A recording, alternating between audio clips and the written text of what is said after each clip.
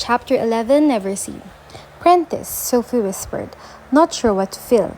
Relief? Hope? Fear? Yeah, it was mostly fear. And then, of course, there was a shame, mostly because of all the fear. Prentice had allowed his mind to be broken in order to protect her, and healing him was the only way to be sure Alden's sanity would never shatter again.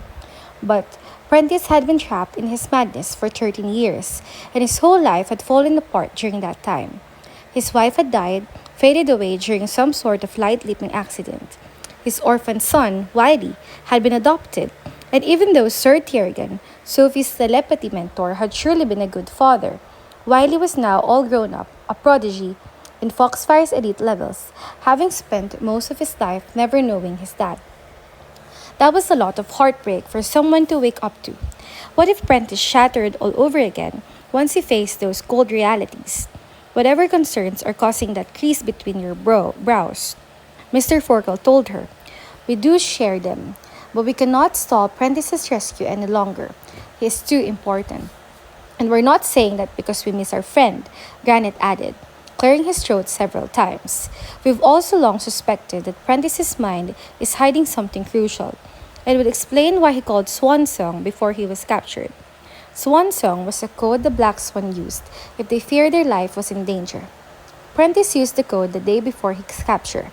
Mr. Forkel said, I've always wondered how he knew they were coming for him. As have I, Granite agreed. I've been monitoring Alden's investigations most carefully, and it had no suspicion toward Prentice whatsoever. Then Prentice called Swan Song, and suddenly he was arrested. Della looked away, twisting and retwisting her graceful fingers. Granite turned to Sophie, his stony eyes almost pleading. No one is more aware of the risks that come with healing Prentice than we are. But don't you think it's worth it to find out what happened and give him a chance at happiness? Sophie pictured Prentice the way she'd last seen him, locked in a lonely cell, rocking back and forth, muttering to himself, drooling. Okay, she whispered, not sure if her heart wanted to race or explode. But isn't he still in exile? We're working on a plan, Granite said, and it's going to take everyone's help. Biona, you'll need to be able to hold your vanish far longer than you currently can. Dex, we managed to get our hands on one of the bolts used on the cells. We'll need you to master opening it quickly and silently. Sophie and Fitz, we'll need your minds at their absolute strongest. So we prepared notebooks with exercises to further your cognitive training. And Kif, we have several empathy books we need you to familiarize yourself with. Books, Kif asked. You're giving me books? Never underestimate the power of the page, Mr. Forkel told him.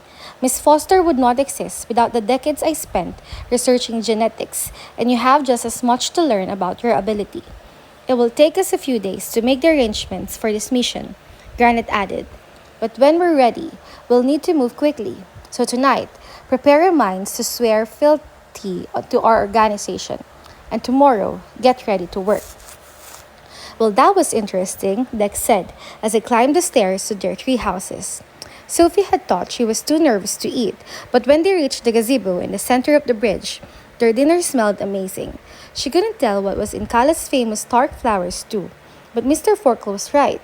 It truly was life-changing. Every bite felt like home, warming her from the tips of her toes to the top of her head and making her feel safe, happy, and loved. Was anyone expecting the Black Swan to be like that? Fitz asked as he mopped up the last of his gravy with a piece of crusty bread. You mean secretive and stubbornly unhelpful? Sophie mumbled. I guess I should have, but I'd hope it'd be easier. She'd agreed to their plan to help Prentice, and she didn't regret it.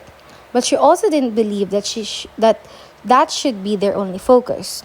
She wasn't ready to drop the idea of trying to find the boy who disappeared through Exilium's records, and she wanted to find out more about the ogres and the Wildwood colony. But she wasn't sure if it was safe to discuss any plans with her friends. They were in the Black Swan's territory now, so they were probably being watched. I do think they might be onto something with the code names, Kif said as she searched all the shadows. In fact, after I swear fealty, I should have you all call me Emo. Fritz can be Brainwave, Biana and Della can be Blink and Wink, Dex, your Gears, and Foster, That's tricky. Maybe enigma? Unless you want to be cognate, or is Fitz the only one allowed to call you that? Sophie sighed. You do realize you basically agreed to merge your brain with his, right? He pressed. You'll be Fitzby or Sofitz. Personally, I'd go with Sofitz. Better make it clear you're the boss. You're just jealous, Fitz said with his best attempt at a smirk. Kif shrugged. Team Foster Kif will always be cooler. Yeah, but Sofitz will be unstoppable, Fitz said, pushing back his chair. I can't wait to start training tomorrow. Sophie tried to feel the same way, reminding herself of all the important reasons she'd agreed to the cognate thing.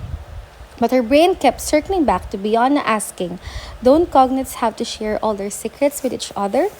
She was sure Kif could feel her panic, but instead of teasing her, he said, so, when are you going to tell me what you guys are hiding? Something about the gnomes, right? Don't think I didn't notice all those nervous glances. Bianna couldn't have looked guiltier. We just wanted to make sure it was true before we said anything, she mumbled. And it's good we waited, Sophie added. Mr. Forkel gave me better information. She explained her worry about the elven footprints outside the Wildwood colony and how two teenagers made them, not the Neverseen. So, you thought you had evidence that my mom was poisoning gnomes and you decided not to tell me? Not to tell me? Kith looked so betrayed. Sophie wished she could think of something better to say than, it turned out to be nothing. That's still not cool.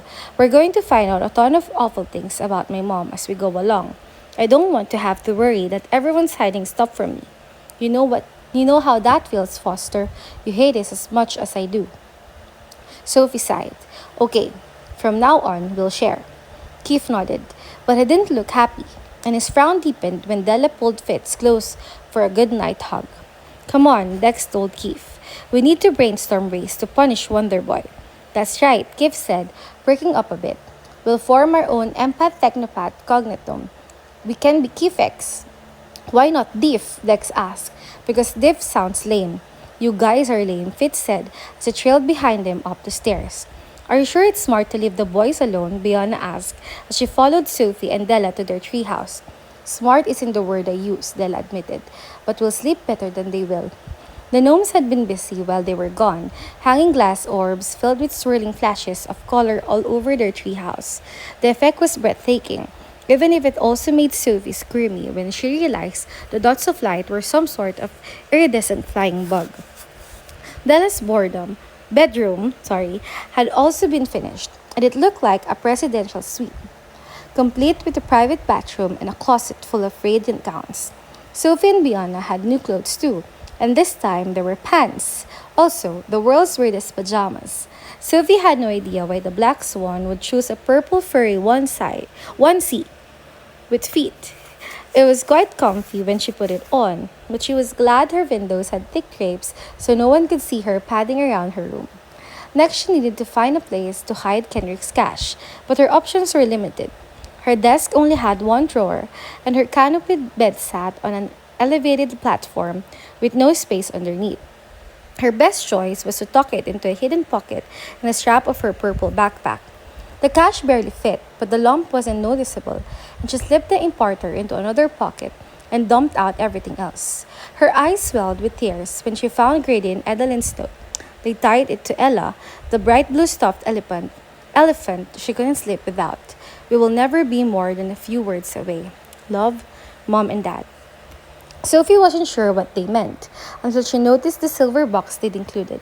Inside was a Till memory log Alden had given her to record all of her dreams and triggered memories, and her illegal unregistered spyball from the Black Swan. Her hand shook as she picked up the palm-sized silver sphere and whispered, Show me Grady and Edeline Ruin. The spyball turned warm, and a bright flash filled the orb, painting the sphere with an image of her adoptive parents. They sat with Alden in his curved office with sleek glass walls. Half the room was made of windows overlooking the lake, and the other half was a vibrant aquarium.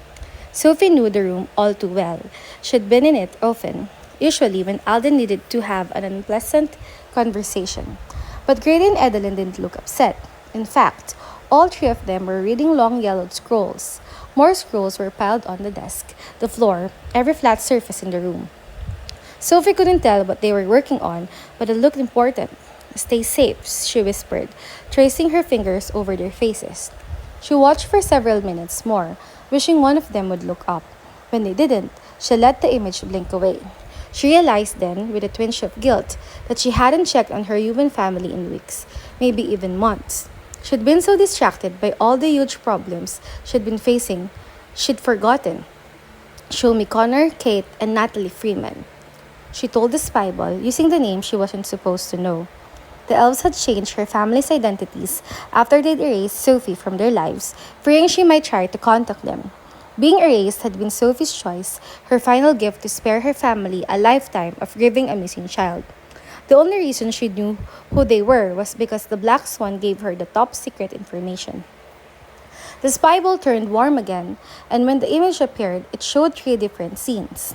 It must have been daytime where her family lived, because her dad was sitting at a desk in the windowed office, her mom was driving somewhere, and her sister was doodling on her notebook in a classroom. The normal everyday moments looked so foreign compared to the things Sophie was now used to seeing. Is that your family? A soft voice asked, and Sophie dropped the Spyball. It rolled across the floor, stopping at Kala's feet. Sorry, the tiny gnome said, retrieving the Spyball and frowning at the images. Everything looks so gray in their world. Humans don't have a lot of green in their cities, Sophie agreed. Such a pity. Kala handed back the gadget. Plants are the best for soothing. In fact, she hummed a song under her breath, and the vine growing over Sophie's canopied bed bloomed with deep purple flowers. I know you struggle with nightmares, she told Sophie. So I planted these reverie bells to give you sweet dreams. The secret is in their scent. Sophie closed her eyes and inhaled. The smell reminded her of gardenias, with a hint of vanilla and something spicier too. Maybe ginger? She could feel it settle into her muscles, making her shoulders relax. Thank you, she said. It is my honor. Kala wove a loose strand of the vine carefully in with the others. I must confess, it feels very strange to talk to you after all these years. Years? Sophie repeated. Kala smiled her green-toothed smile. I know this might be hard to believe, but I've been part of Project Moonlark since the beginning.